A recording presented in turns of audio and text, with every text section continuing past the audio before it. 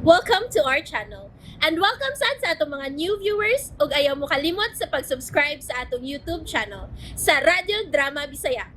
O click na lang pud mo sa notification bell below aron ma-notify mo sa atong mga bagong uploads.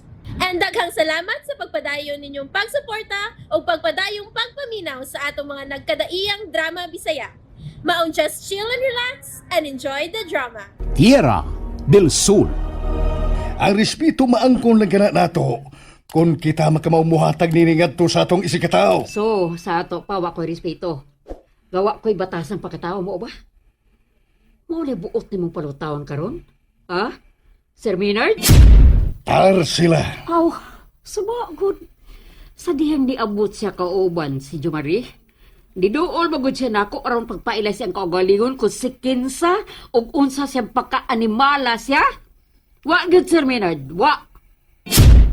Tar sila. Kinahanglan ba gid ay kanang buhaton sa matag bisita nga moabot dining karaang bay sa mga buinabides. Gamutahod muyukbo gyud mo sa pagangan nga usa ka sa mga piniyalan ni Dapita. Mindset na lang yun unta. Kana, kung doon insaktong pangartiyo. Ha! Ikaw ang nakita kong wa na sinsaktong pagartiyo. Tar sila, sembergwensa. Sir Maynard, Way bisan usa ninyong mga piniyalan din he. Ang gitugutang magpataho ni bisan kinsang bisita o mga bisita.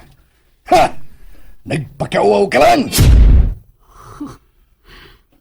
sa buhay panglabawang supremo, si Anil Senior Benedicto Benavides, gihatang niya na ako ang bidisyon aron mamahimong labaw kay nibisan kinsang piano ini karagbay. Mong hangtod karon, igo ko lang giprotehian ang kabililiw ni Dapita, Sir Maynard. Sir Maynard. Dagong sayo pagyapon ang iyang gihimo. Tungod kay dili man mao ang iyang interpretasyon sa paghatag kaniya og katungod. Labaw kang bisan kinsang piyado din eh. Lisod sabto ng taras tital sila. Napay kahinawayon. Gingan lang niyag unggoy si Maki. Maong nibaw sa sabi kini. Pagsangpit ka niyag tarsier. Gitabangan na lang yung ko nila. Pareho silang tanan. Uway kaluoy gani pasakit sa akong malatian.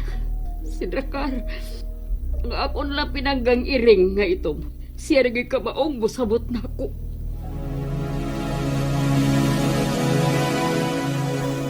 Waman ko nagdumot niya, Sir Maynard.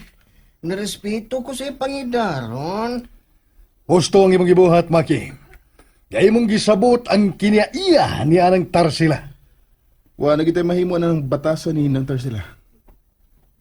Ingon na gid siya ni Ana. Mas nagkagabi pag yun ang iyang batasan karon. Kabantay ka na, di manulti. Murasag maunay atong agawon. Akan sida kon atong tubayan, paminad. Unsaon nga mao na magidang yang kinaiya. Murag normal naman ang na alang niya. Unsa man. Narawag na baga ni Iha Krisya. Nagkasulti na ba ka mo sa phone, ha? Iho Jomari. Abi na kung dili na lang ka manawag na ako. Sorry ha. Daghan may mga lakaw si Maki sukad sa pag-abot mo din eh. Mitaw ko eh. Misabot naman ko ni mo. Naibaw ko nga, dili ni mo kaya nga do kay tang dili magkita. Sakto gid ka, Krisha. Kay mingawon mo sa gunin mo. Pagikan pa lang gani ni mo. Nagsugod ng akong kamingaw. Pero milaom rakit ko kaya misaad masab ka nga mo kontakan ako. Ikaw ang akong inspirasyon. Ang akong kalig-on ug kusog. Salamat, Jo Marie. Ambing bayat niya ako. Yes. I love you, Krisha. I love you more, Jo Marie. Nausa na gid ang akong desisyon. Kuhaon ako sa siyudad si Bena. Unsa? Bahala na masukuon ako, Sir Maynard. Basta kay maunay na luwatan akong desisyon. Magkabangi gid niya kamo ni Rolayda. Bahala na!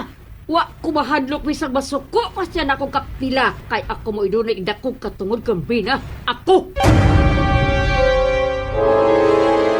Wala ko makasabot sa imong taras, Tarsila. At least, wa ko mapaka-plastic, Sir Maynard. Ah, mao ba? Kontakon ko si Rolaida. Og sultihan bahining nakabot mo karong desisyon. Salamat, sir. Tarsila. Kung giayo mo palang unta og da ang imong pag-umangkon, tingali, mismo siya dili magtinguha nga palayan ka. Way magbuot na ako kung unsaan ako siya pagda. Kay ako, mo'y dunay katungod sa pagdisiplina niya. Oh, uy, Si Ma'am Roraida, ang nakadaot sa niya, kay maghilabot na gud siya sa mga problema sa mga tao. dili ingon ni ana ang pagsabot ko sa gibuhat ni Rolaida. Sir Maynard, palihog lang kuno. Ayaw lagad kunog tabon-tabuni na sa Ma'am Roraida. Prangka-prangka lang ta. Naari mong diferensya, Tarsila. Kay dili na bata si Brina. Naana siya sa hustong pangidaron. Mao ba day, Paminard? Oh, iho Jomari. Iyan na siyang tugawon ang mayo ng pagkabutang karon ni Brina dito sa syudad. Uban kanila ni Rolaida ug Krisya. Mas maayo tingali nga akong pakikisultihan bahay ni anak sinang Tarsila ba? Sige, sige. Sige, iho. Pakisultihi siya kay akong tawgan sab si Tita mo Rolaida. Gisultihan ka dahil sa mong amahan? Bahin sa kong plano, Dong Jomari? Nang Tarsila. Ug maong niya ka, kay imo sa kumpugngan, mo ba? Kung mahimo unta nang pasagdi na lang si Brina kay maayo raman ang iyang kahimtang. No! Nang Tarsila. Papauliun ako din ni Sabrina or else. Kuhaon ako siya dito sila Ma'am Roraida sa musugot siya sa dili. Pero nang, mo eskwela naman si Brina sa Dili college. ko musugot nga mapadayon siya sa college. Kaya ang dakong kahibaw, makapasamot sa makarebilde sa akong kagustuhan. Hikawan ni mo si Brina nang sa katungod nga makaangkon og taas nga kinaadman sa edukasyon nang Tarsila. Igo na nga nakahuman siya og senior high school. Nang, Wa ko na itugot niya nga makuha bisag unsang kurso sa college. so pagkanas balaod nang. Gilapas nimo ang tawhanong katungod ni Brina. Why balaod-balaod ning ako Basta kay nga akong gusto, bawgi matuman. Dili ang kagustuhan ni Brina o dili inyo. Dili kan isya igbahog paryente. Nagpakabada lang mi nang. Ego na, Dong Jomari, husto na. Kung ang imong amahan, dili gani mo kahimos pagpugong nako, unsa pa ka? Nang Tarsila.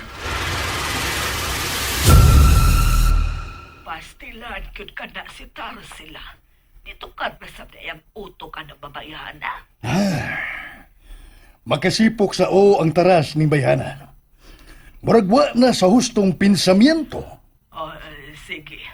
Tuugte siya kamuani din sa syudad sa akong residensya. Kay anhi dinhi anhi mi maghusay. Mao ba? Basta kay mo prangka lang yun ko. Hapsay na ang tanan alang ni Brena. Og sa iyang pag-eskwela unya, may mga mata na sa mga magtotoo ang sikretong nakatutok kaniya sa hilom aron panalipdan siya kanunay. Di ay ba? Kinahanglan yun nga mapreserbar sa insakto ang umaabot niyang halad, Menard. Rolaida.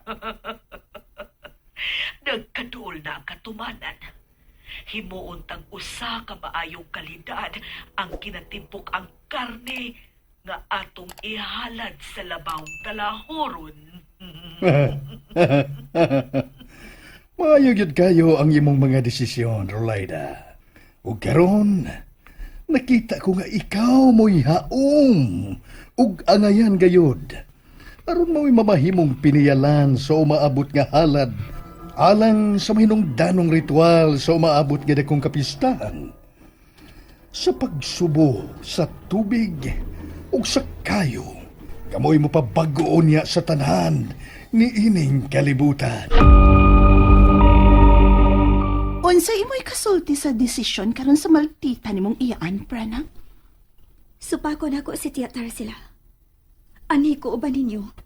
Kay ipadayon akong akong pag-eskwela, Miss Grisha. And there you have it, everyone. Stay tuned sa atong next episode. Bye!